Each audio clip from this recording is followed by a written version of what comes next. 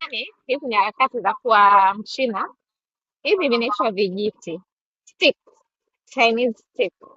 Kwa Kiswahili tunaita vijiti.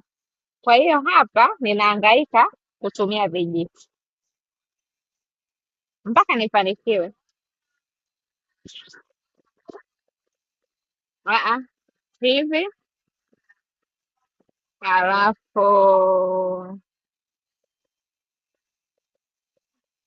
hivi pembeni, hoteli za China wana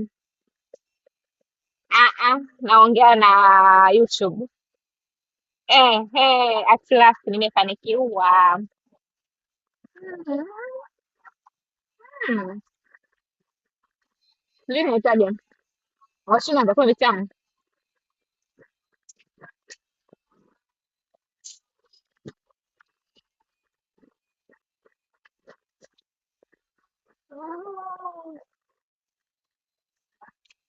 Hmm.